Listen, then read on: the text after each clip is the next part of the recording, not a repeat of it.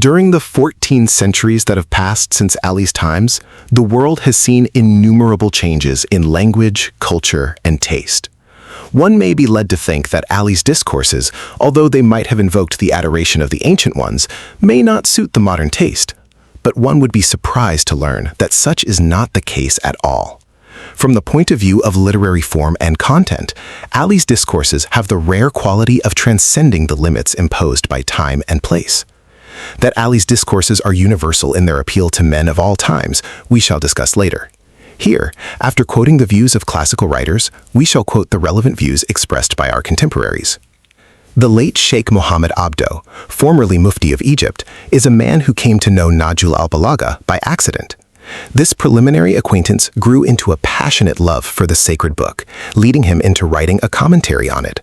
It also prompted him to undertake making it popular among the Arab youths.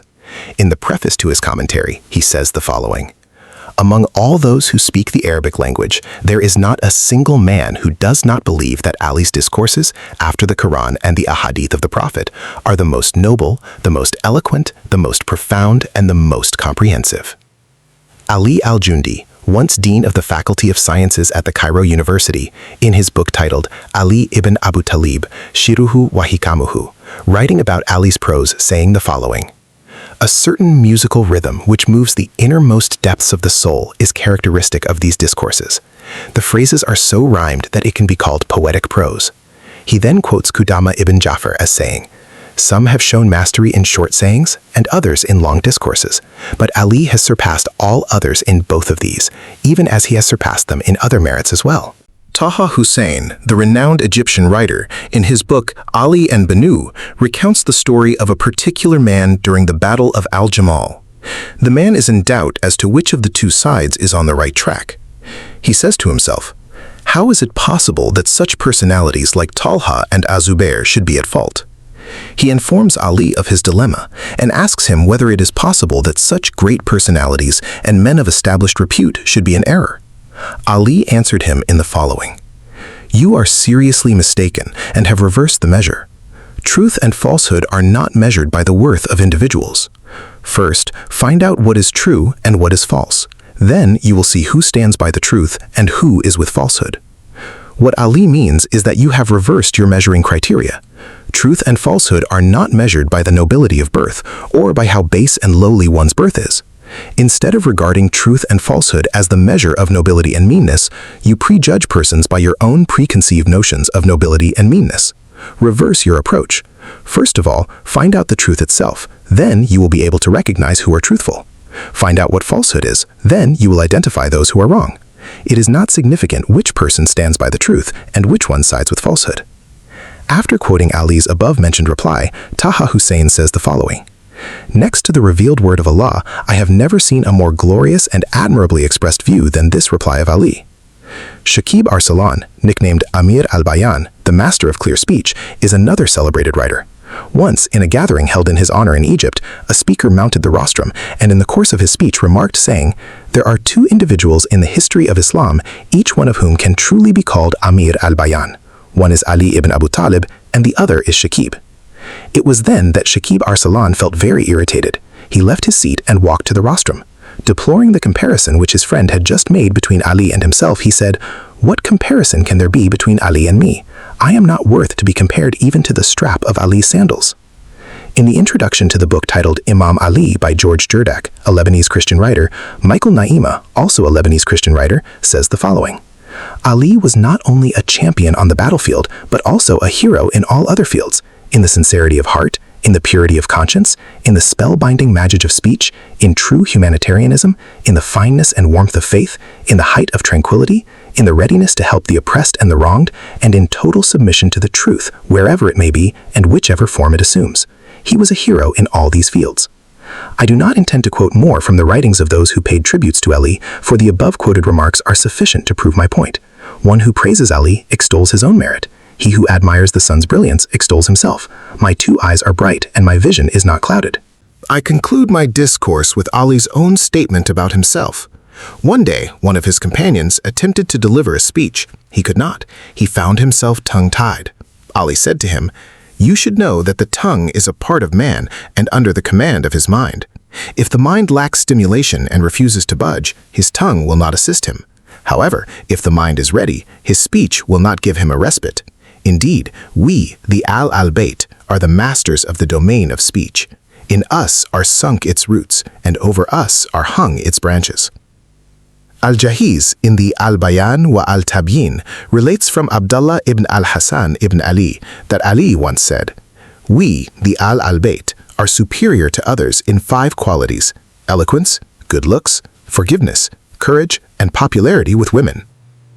Now, we shall take up another characteristic of Ali's discourses, which in fact is the main theme of this book, that is, multidimensionality. Most nations possess certain literary works which are regarded as masterpieces or classics. Here, we shall limit our discussion to the classics of Arabic and Persian literature, whose merits are more or less perceptible by us, leaving the other classics of the ancient world, of Greece and Rome and so on, and the masterpieces of the modern age from Italy, England, France, and other countries to be discussed and evaluated by those who are familiar with them and are qualified to discuss them. Of course, an accurate judgment about the classics of Arabic and Persian is possible only for scholars who have specialized in classical literature. But it is an accepted fact that every one of these masterpieces is great only in a particular aspect, not in each and every aspect. To be more precise, every one of the authors of these classics displayed his mastery only in a single specific field to which his ingenuity was confined. Occasionally, if one left his special field to tread other grounds, he failed miserably. In Persian, there are numerous masterpieces in mystical ghazal, general ghazal, qasida, epic, spiritual, and mystical allegorical poetry, etc. But, as we know, none of the world-renowned Persian poets has succeeded in creating masterpieces in all these literary forms. Hafiz is famous for mystical ghazal, Sadi for anecdotes and general ghazal, Firdausi for epic, Rumi for his allegorical and spiritual poetry, Khayyam for his philosophic pessimism, and Nizami for something else. For this reason, it is not possible to compare them with one another or prefer one over the other. All that can be said is that each one of them is foremost in his own field. If occasionally one of these poetic geniuses left his special field to try another literary form, a visible decline in quality was readily perceptible. The same is true of Arab poets of the Islamic and pre-Islamic periods. There is a profound anecdote in Nahjul-Balagha that once Ali was asked this question, "Who is the foremost among Arab poets?" Ali replied, "To be sure, all poets did not tread one and the same path, so that you may tell who is the leader and who is the follower. But if one were forced to choose one of them, I would say that the foremost among them was al-Malik al-Dilil, the nickname of Imri al-Qais." In his commentary, Ibn Abu Hadid cites with asnad, authentic sources and transmitters, an anecdote under the above-mentioned comment. Here is what he writes. During the holy month of Ramadan, it was Ali's custom to invite people to dinner. The guests were offered meat, but Ali himself abstained from eating the food which was prepared for the guests. After the dinner, Ali would address them and impart moral instruction to them. One night, as they sat for dinner, a discussion commenced about the poets of the past. After the dinner, Ali, in the course of his discourse, said, "The faith is the criterion of your deeds. Taqwa is your shield and protector. Good manners are your adornment, and forbearance is the fortress of your honor." Then, turning to Abul Aswad al-Duali, who was present there then and who had moments ago taken part in the discussion about poets, said, "Let us see, who in your opinion is the most meritorious of poets?" Abul Aswad recited a verse of Abu Dawud al-Ayadi, remarking that, in his opinion, Abu Dawud was the greatest poet. "You are mistaken. Such is not the case," Ali told him, whereupon the guests, seeing Ali taking an interest in their discussion, pressed him to express his opinion as to whom he considered to be the best among poets. Ali said to them, "It is not right to give a judgment in this matter, for, to be certain, the pursuits of the poets are not confined to a single field, so that we may point out the forerunner among them. Yet if one were forced to choose one of them, then it may be said that the best of them is one who composes not according to the period's inclinations, nor out of fear and inhibition, but he who gives free rein to his imagination and poetic inspiration." Asked about whom this description would fit, Ali replied, "Al-Malik al-Dilil, Imri al-Qais." It is said that when someone inquired about who the most eminent poet of the Jahiliyyah, the pre-Islamic period, was, Yunus ibn Habib al-Dabi, the famous grammarian, answered as follows. "The greatest of poets is Imri al-Qais when he mounts his steed, when he composes epic poetry motivated by the feelings of courage and bravery and the passions roused on the battlefield. Al-Nabiha al-Thubani, the genius belonging to Banu Thubani, when he flees in fear, when he expresses himself on the psychological effects of danger and fright. Al-Zuhair ibn Abu Salma, when he takes delight in something, and Al-Asha, the one who could not see very well, when he is in a merry and joyful mood. Yunus meant to say that every one of these poets had a special talent in his own field, one in which his works are considered as masterpieces. Each of them was foremost in his own specialty, beyond which his talent and genius did not extend. It is this very quality of specialization that distinguishes Ali's discourses from all other literary masterpieces. While others excelled in one field and failed in others, Ali's words demonstrated mastery across every domain.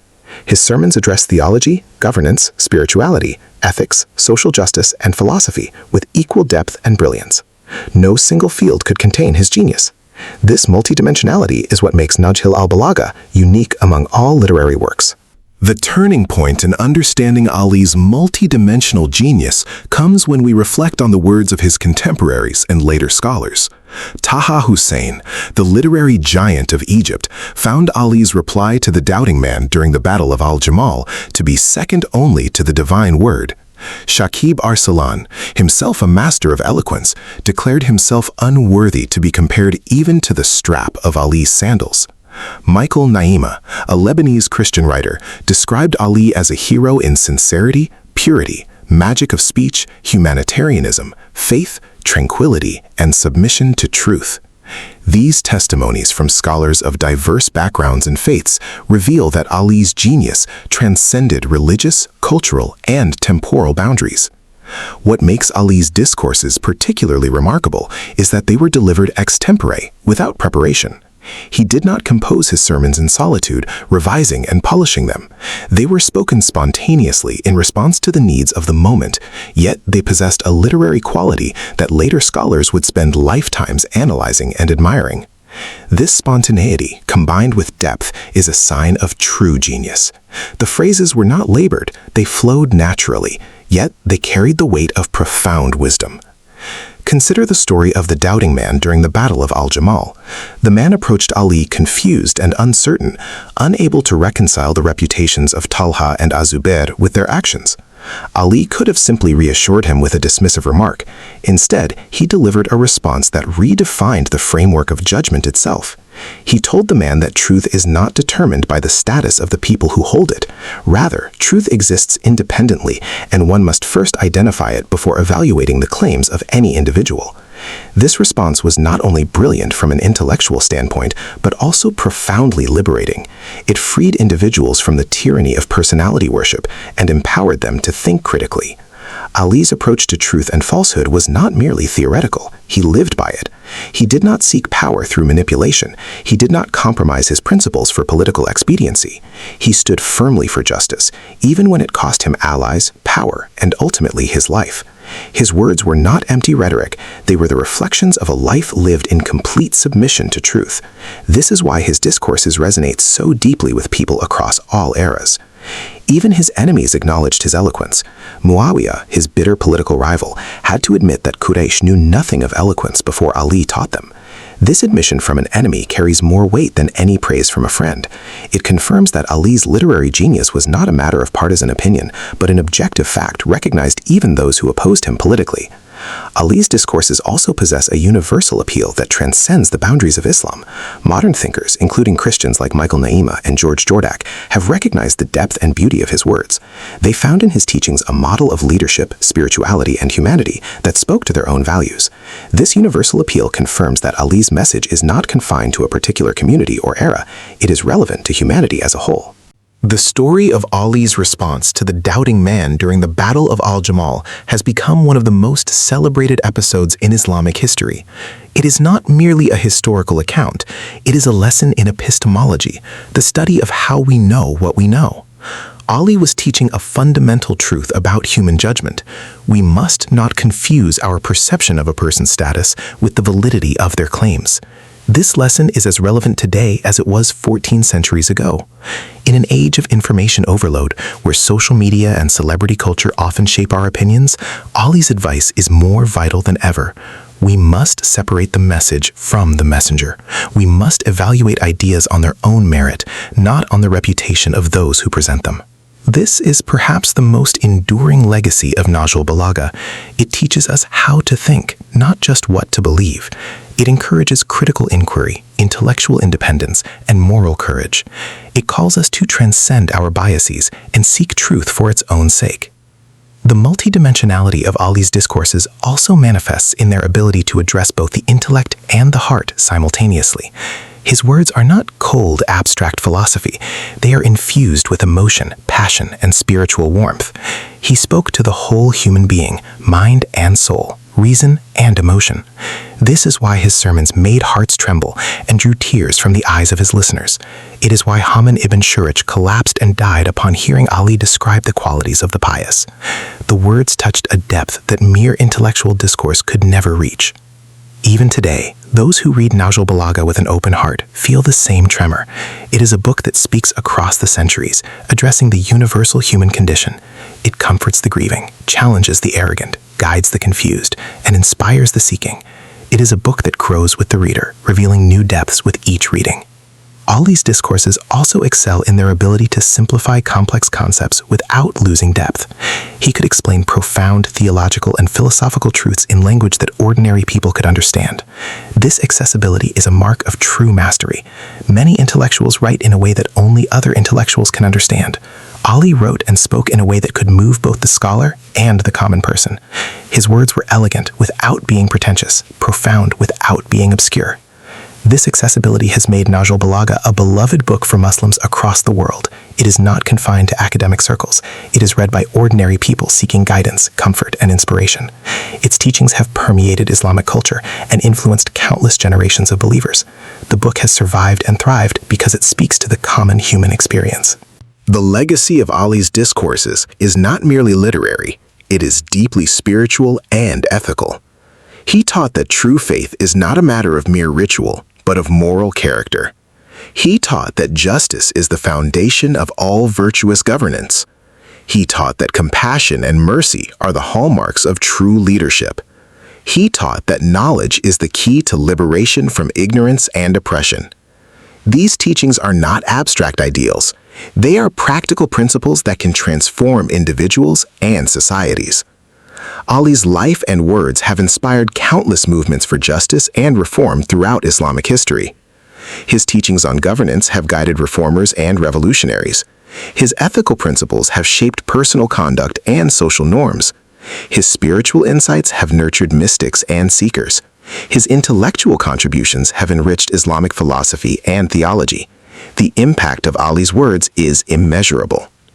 In conclusion, the discourses of Imam Ali, as preserved in Nahjul-Balagha, represent a literary, spiritual, and intellectual masterpiece unparalleled in human history.